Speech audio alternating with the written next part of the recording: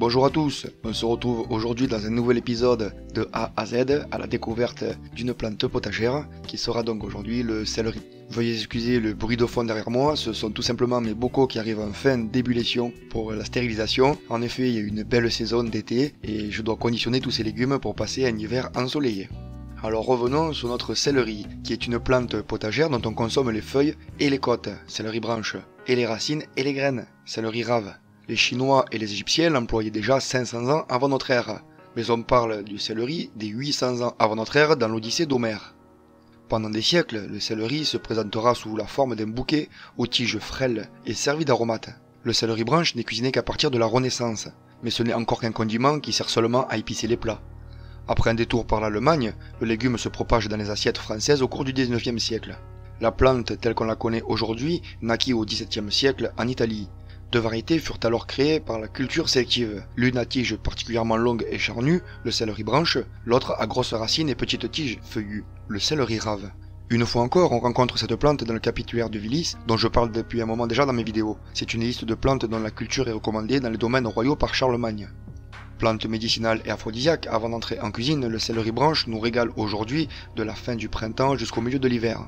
Sa saveur marquée et sa texture croquante le rendent tout aussi délicieux cru que cuit.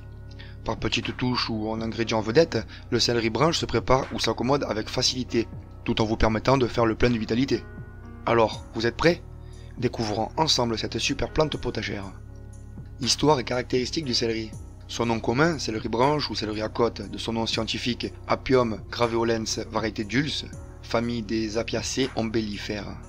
Légumes type feuilles bisannuelles, en origine Afrique du Nord, Europe méridionale et Asie occidentale, comme je le disais, originaire aussi du bassin méditerranéen. La couleur, c'est plutôt des fleurs blanches voire verdâtres. On la cultive en semis, on ne peut pas la bouturer, on la plante d'avril à mai et on la récolte en été puis en automne. Elle a une hauteur de 40 à 60 cm. Le terme céleri est à l'origine un mot emprunté à un dialecte italien, le lombard, qui est une langue gallo-italique parlée dans le nord de l'Italie et le sud de la Suisse. Le mot lombard céleri avec un S qui dérivait du latin célinon avec un S, c'était un mot désignant à l'origine la plante en grec. Cette espèce est désignée de nombreux noms communs, arche des marais, arche odorante, hache puante, persil des marais, persil odorant ou céleri d'Italie. Dans l'Antiquité, la plante est connue sous le nom Sélénon avec un S, ou plante de la lune, à rapprocher de Sélénée, la déesse grecque de la lune. Le céleri est issu par sélection d'une plante appelée hache des marais, qui est répandue dans les zones humides des régions côtières d'Europe et de Méditerranée et jusqu'à l'ouest de l'Himalaya. Cette hache qui jouait chez les anciens un rôle à la fois gastronomique pour ajouter du goût au plat en accommodant les soupes et les poissons, et un rôle thérapeutique qui s'en servait aussi pour réanimer une personne par sa forte odeur. Ces graines sont un aromate au goût voisin du fenouil. Revenons sur le céleri. Une tige de céleri branche pèse 30 grammes en moyenne. Contrairement au céleri rave, il est cultivé pour ses côtes très blanches et aromatiques, croquantes en bouche. La sélection a permis d'obtenir deux variétés de céleri. Le céleri branche, dont on a développé les pétioles entre les tiges et les feuilles, et le céleri rave, dont on a hypertrophié la racine. Longtemps limité à un rôle de condiment, le céleri a à peu près pris place dans notre cuisine en tant que légume à part entière. Mais ce n'est qu'au XIXe siècle que, perfectionné en Allemagne, il devient un légume courant de notable. Le céleri branche, céleri à côte ou hache odorante, est un légume feuille bisannuel qui forme une touffe de feuilles de 40 à 60 cm de haut, longues, très découpées, dentées, de couleur vert clair à blond doré. Elles sont portées par des pétioles appelées côtes qui sont charnues, larges et en forme de gouttière, avec des fibres bien apparentes dans toute la longueur. Durant l'été de sa deuxième année, la plante développe des fleurs hermaphrodites en ombelles, de couleur blanc ou vert. Ce sont les côtes que l'on récolte pour les cuisines crues ou cuites. À quelle saison mange-t-on le céleri? Il se dégustera pendant le mois de juillet à octobre en primeur, il est disponible au mois de novembre. De différentes provenances en France, Bretagne, Languedoc-Roussillon et Provence, le céleri branche est en cœur de saison de la fin du printemps jusqu'au milieu de l'hiver, pour les approvisionnements du sud de la France. Il est cependant disponible sur nos étals toute l'année. Au niveau calories, information nutritionnelle du céleri, voici un beau tableau qui vaut bien mieux que 1000 discours.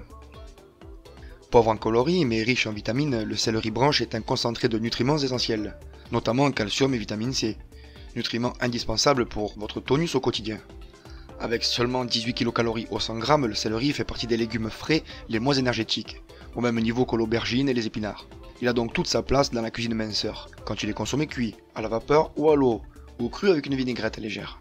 100 g de cet aliment représente une valeur énergétique de 16 calories ou kilocalories, soit 66 kJ en moyenne. Le céleri est riche en fibres, idéal pour accélérer le transit intestinal et lutter contre la constipation. À savoir, les fibres sont mieux tolérées lorsque le céleri est finement râpé ou lorsqu'il est consommé cuit. Autre atout, il est riche en minéraux, 5 g ou 100 g, et notamment en potassium. On y reviendra un peu plus tard. Une alimentation riche en potassium possède des effets bénéfiques reconnus pour la santé cardiovasculaire. En effet, le céleri fournit des oligo-éléments rares comme le sélénium, le molybdène ou le chrome. Parlons de ses bienfaits. Jusqu'à la Renaissance, le céleri était employé non pas comme une plante potagère mais comme une plante médicinale, par ses vertus diurétiques et son action stimulante sur le système nerveux.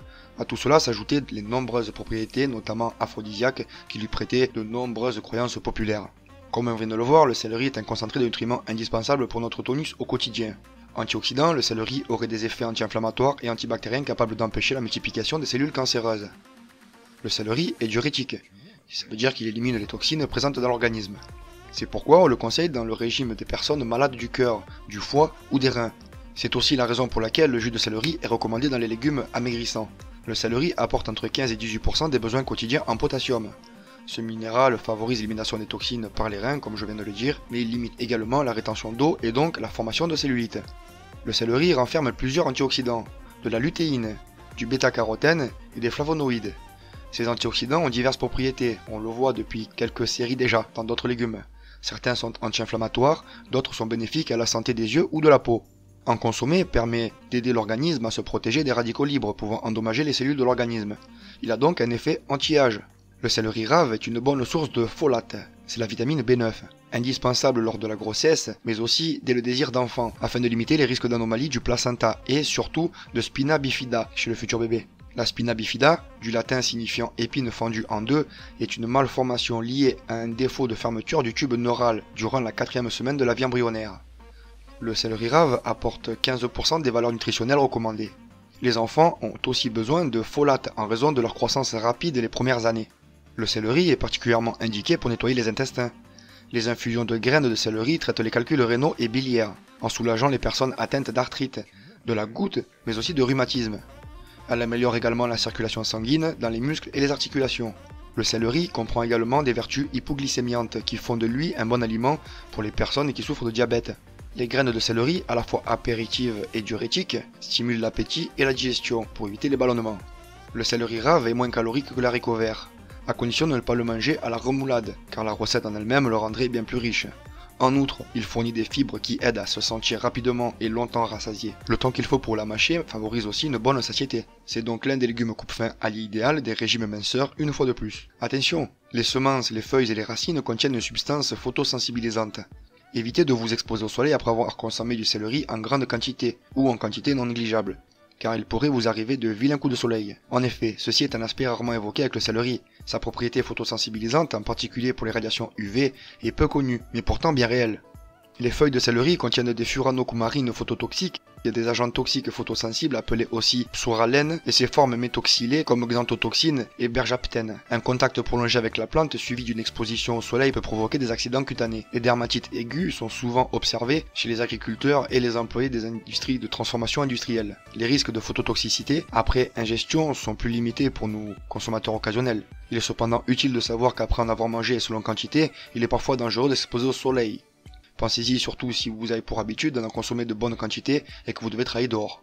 L'huile essentielle de céleri a des propriétés sédatives qui calment et apaisent. Elle facilite l'endormissement et se révèle efficace contre l'insomnie. Elle est également recommandée contre le stress.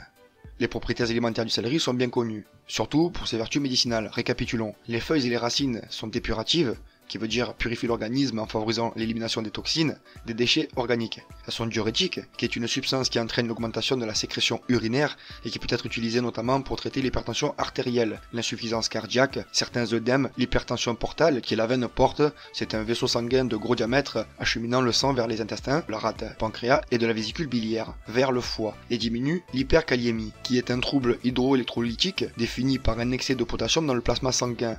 Il est aussi carminatif, qui réduit les flatulences en absorbant les gaz intestinaux, comme on peut aussi citer le gingembre, l'ail, la menthe poivrée, le fenouil, la nette odorante, l'anis verte, le basilic, la cardamone, le cerfeuil, la coriandre, l'estragon, l'hysope de la noix de muscade, l'oignon, la sarriette, le thym, etc., etc. Tous ces petites plantes potagères absorbent aussi les gaz intestinaux et sont carminatives. Après, le céleri est également stomachique, qui veut dire qu'il facilite la digestion gastrique, tonifiante et vivifiant. La plante est également censée être aphrodisiaque. Vous voyez, on n'a pas fini d'en parler et déjà on en a appris plein de choses de ce céleri. Consommer cette plante prend directement de l'intérêt, mais continuons d'en parler un peu plus. Le céleri est riche en nitrates qui se transforment en nitrites grâce à des bactéries de la bouche. Après une étude en 2010, ces nitrites sont impliqués dans la vasodilatation et la fluidification du sang, ce qui améliore l'afflux du sang dans certaines zones du cerveau. Avec le temps, sont moins perfusés. Il aide à garder un esprit vif et un cerveau en bon état. Une dose quotidienne de céleri peut potentiellement prévenir la démence et la baisse cognitive en améliorant cet afflux sanguin cérébral. Quoi de mieux? Il prend les toxines du sang, détoxifie le foie et en plus il fait place nette pour transporter tout cela directement à l'élimination dans les reins. C'est un excellent emboueur au final. Les effets sur la santé des nitrates et nitrites peuvent être également négatifs, comme on le sait déjà tous. Les nitrates et nitrites sont des ions naturellement présents dans l'environnement. Ils proviennent de l'oxydation de l'azote par des micro-organismes qui se trouvent dans les plantes, dans les sols ou dans l'eau. Les nitrates que nous ingérons peuvent être transformés en nitrites par les micro-organismes, comme je viens de le dire, de la salive mais aussi du tube digestif. En avoir en trop grande quantité augmenterait le risque de cancer. Il faut donc bien faire attention à la qualité de nourriture que nous ingérons chaque jour, car c'est au long terme qu'on constate ces dégâts. Aidons-nous nous-mêmes en cultivant tant que possible un potager sans produits chimiques. A noter toutefois, en continuant ce chapitre céleri, qu'en plus d'éventuels coups de soleil, si on ne fait pas attention, les personnes allergiques au pollen de bouleau ou d'armoise peuvent également être intolérants au céleri. Ce légume de la famille des ombellifères arrive en troisième position des allergènes alimentaires chez l'adulte. L'allergie au céleri se rencontre aussi chez les personnes allergiques au soja. Voyons quelques variétés. On distingue 4 grandes variétés de cette espèce, dont 3 sont couramment cultivées. Apium graveolens, variété graveolens lâche des marais. Apium graveolens, variété dulce, à long pétiole charnu, céleri blanche ou céleri à côte. Apium graveolens, variété rapaceum, le céleri rave ou le céleri navet. Apium graveolens, variété secalinum, à feuillage fin et très aromatique, le céleri à couper ou céleri chinois. Actuellement, près de 120 variétés de céleri à côte et 59 variétés de céleri rave sont inscrites au catalogue européen des espèces et variétés. Parmi les 8 variétés de céleri à côte inscrites au catalogue français, on peut citer le céleri à couper, albédo, d'Elne, Jean doré amélioré, le lino, le plein blanc ou le tango. Le céleri rave, A. graveolens variété rapaceum, doté d'une racine tubérisée, arrondie et de pétioles creux. On retrouvera les variétés boule de marbre, ibis, monarche, prince, rowena, etc. Comment choisir le céleri? Alors, concernant le céleri branche, il proviendra de la Loire, du sud-ouest ou des Pyrénées-Orientales. Le céleri branche est disponible sur les marchés de fin juin à février. En dehors de cette période, il est importé d'Espagne, d'Italie ou de Belgique. Il a un feuillage vert et ses côtes blanches et charnues doivent être brillantes et cassantes quand elles sont bien fraîches, avec un pied assez lourd. Pour le céleri rave, qui lui est cultivé dans le nord et la région parisienne, il sera disponible de la mi-septembre à la fin avril. Mais il est bien meilleur en automne. Le reste de l'année, il est importé de Hollande et de Belgique. Vendu dans ses feuilles, sa racine à chair blanche doit former une boule ferme et lourde, entre 800 g et 1 kg, et il ne sonne pas creux en tapotant dessus. Comment conserver le céleri? Frais, le céleri branche se conserve plusieurs jours en laissant tremper la base des tiges dans de l'eau froide et légèrement salée pour augmenter sa période de conservation. On le trouve aussi en conserve, cœur de céleri et tronçon pour garniture, ou au naturel. Mais vous savez déjà ce que moi je pense de ces légumes industriels ou en conserve, voire même surgelés qu'on trouve dans les grandes surfaces. J'en fuis même l'odeur, alors au niveau du goût, n'en parlons même pas. Rien à voir avec du céleri frais issu de jardin à couper frais juste avant sa dégustation. Lorsqu'il vient du jardin, il peut être soit consommé directement, mais on peut aussi en stocker au congélateur ou en bocaux. Cela n'altère pas vraiment le goût niveau congélateur. Niveau bocaux, le problème c'est qu'il faut faire bouillir, donc on ne mangera pas cru, et on perdra ainsi une bonne partie de ses nutriments. On en consomme les côtes crues ou cuites et on utilise les feuilles séchées pour relever les salades, les potages ou même les courbouillons.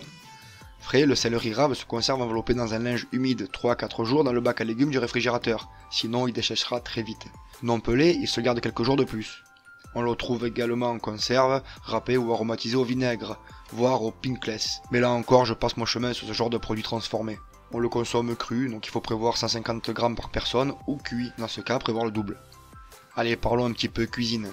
Moi, il m'arrive de le manger tel que, cru, avec une pointe de beurre avant l'entrée. Le céleri branche parfume agréablement tous les plats. Pensez à lui réserver plus de place dans vos recettes au quotidien quand on lui connaît tous ses atouts santé. De plus, vous serez surpris de son ampleur aromatique qui ravira les fins gastronomes que vous êtes et les papilles les plus gourmandes. Ces feuilles tendres, finement ciselées, peuvent servir à relever diverses préparations, notamment soupes et sauces. Leur goût, plus fort que celui du persil, rappelle la livèche. Les graines sont utilisées pour parfumer le poisson et le chou-fleur et peuvent être infusées dans l'eau de vie, donner une liqueur. Les côtes et les épluchures sont parfois ajoutées au bouquet garni, pour ajouter un peu plus de saveur. Pour préparer le céleri branche, on va d'abord éliminer les grosses côtes dures de l'extérieur, les branches vertes et les feuilles. On va tailler la base en pivot et raccourcir les côtes d'une vingtaine de centimètres. Pour le consommer cru, détacher les côtes les unes des autres, les laver et éliminer les filandres en le pelant. Les côtes crues se mangent alors à tel que on dit à la croque, avec un peu de sel ou un petit bout de salade. Cuit, lavez les pieds raccourcis à l'eau en écartant les côtes. Éliminer les filandres des côtés extérieurs. Blanchir à l'eau salée bouillante pendant 10 minutes. Égoutter, saler et lier les côtes en petites bottes. Les cœurs de céleri braisés accompagnent les viandes grasses, les rôtis, le poulet. On peut le cuisiner à la béchamel, en gratin ou en purée. Il entre dans la composition de soupe et de sauce. Les côtes de céleri branche se consomment cuites le plus souvent sautées à la sauce blanche ou à la crème ou bien en gratin, comme je viens de le dire. C'est un légume similaire à la côte de blette. Quand on sait les faire, on sait faire le céleri. Elles peuvent également être consommées crues, coupées finement dans des salades. Je le rappelle, car c'est comme ça que je préfère la consommer. Le céleri rave, quant à lui, il suffit de le peler comme une pomme de terre avec un économe. Le rincer, le badigeonner de jus de citron jaune ou vert. Pour le consommer cuit, le couper en morceaux, le blanchir 5 minutes à l'eau bouillante salée. Cuit en tranches à la vapeur, il conserve tout son parfum. Il s'utilise aussi comme une garniture, en purée ou en potage. La racine du céleri rave a saveur un peu piquante et se consomme crue, râpée ou en remoulade. Cuite, par exemple en gratin, en soupe, en purée ou bien même sautée. Dans les recettes, quand je parle de sel, je ne parle pas du tout du truc blanc dans un tube en plastique qu'on nous fait passer pour du sel dans les grandes surfaces. Faut pas prendre du sodium, c'est pas du sel, mais bien du vrai sel qui est bien meilleur pour la santé. Je prends moi du gros sel gris ou du sel rose d'Himalaya. Vu la faible consommation, ça ne coûte pas plus cher. Pour les fins gourmets, essayez même la fleur de sel, vous m'en direz des nouvelles. Parlant de sel, le sel du céleri, tiré de céleri rave séché et pulvérisé, sert surtout à relever les jus de tomates, les crèmes de légumes et les sauces de salade. Il est également employé dans des régimes sans sel. En conclusion, le céleri rave et feuilles sont donc utilisés en cuisine à la fois comme condiment et comme légumes. On en fait aussi un jus, mais bon, il peut être allergène pour certaines personnes, comme on vient de le voir. Allez, arrivons maintenant à la partie jardin, parlons-en. Cultiver le céleri branche, pour ses bienfaits déjà. En plus, il prend pas beaucoup de place au potager. Pour ma part, c'est une plante qui est vraiment facile de culture. Le céleri se cultive en plein soleil ou à mi-ombre, dans un sol riche en humus, frais mais bien drainé, profond, si possible peu calcaire. Vous pouvez planter le céleri en pot, en intérieur proche d'une fenêtre. Il se portera très bien dans une grande jardinière si vous veillez à ce que la terre reste toujours humide. Il a besoin d'eau, ne l'oubliez pas. Les semis de céleri branche se font entre février et avril sous châssis, puis un repiquage en godet se fera lorsqu'ils auront 3 feuilles, comme la plupart des légumes que nous cultivons sous abri pour repiquer plus tard. C'est ce qu'on voit en vidéo depuis le début. Ce n'est que lorsque les plantules auront 4 à 5 feuilles, soit environ 2 mois après le semis, plus ou moins, que vous les mettrez en place à 30-40 cm d'écart en pleine terre. Le céleri branche ne fait pas bon compagnon avec le persil, c'est connu. En revanche, il sera utile au chou pour éloigner les pierrides du chou. Il est aussi associé avec les poireaux, l'ail, les oignons, la ciboulette ou les tomates. Vous voyez, ça fait déjà un peu plus de 20 minutes qu'on en parle, mais j'ai encore à vous en parler. Alors restez là, on continue. Pour entretenir au mieux cette culture, vous devez biner. Car un bon binage vaut 2 arrosages, vous le savez. Sarcler pour éliminer les adventices qui ralentiraient sa croissance et arroser fréquemment, sans oublier de pailler le sol à son pied pour conserver l'humidité. Environ 2 semaines avant la récolte, vous pourrez aussi buter les céleris à côte pour les faire blanchir. Au cours de l'été, vous pourrez récolter sur les pieds les côtes au fur et à mesure de vos besoins, comme je le fais. Ou à l'automne, si vous le pouvez, arrachez-les en motte délicatement avec les racines, pour les enjauger en cave, dans du sable, durant l'hiver afin de récolter de belles côtes blanches. Moi je ne le fais pas, je les laisse telles que, mais ça me va très bien. Pourquoi? Parce que bon, j'ai pas encore refait ma cave. Mais je vous le dis car c'est souvent très conseillé, et il paraît qu'ils sont bien meilleurs. Parlons aussi des maladies, nuisibles et parasites du céleri à côte. Je trouve qu'il en a quand même peu, il pousse avec grande facilité. On peut dire que la mouche du céleri, elle, s'attaque aux tiges et elle tache les feuilles du céleri, ce qui va bloquer la croissance de la plante. On a aussi la rouille du céleri qui provoque des taches brunâtres qui stoppent également la croissance sur les feuilles et les tiges. Ils stagnent et puis ils se développent plus. C'est dommage. Le mildiou du céleri finit par dessécher les tiges un peu comme sur tous nos autres légumes qui craignent cette maladie crypto-organique. Par temps humide, les limaces entre autres aiment grignoter le cœur de la plante. Voici quelques variétés de céleri à côte pour planter au jardin. Le Peppermint Stick, aux côtes blanches striées de rose. L'une des premières variétés que j'ai essayé en arrivant ici. Je la trouve très facile et vraiment sympa à cultiver. On a aussi la variété Tal Utah, très productive avec un goût bien prononcé. On a le plein blanc doré, pour ses côtes très larges et sa production hâtive qui permet sa consommation très tôt dans la saison. En plus, il donne quand même bien quoi. Il y a de belles récoltes avec cette variété là. On a le Giant Red, dont les branches sont rouges, ça donne un peu de couleur et puis ça change.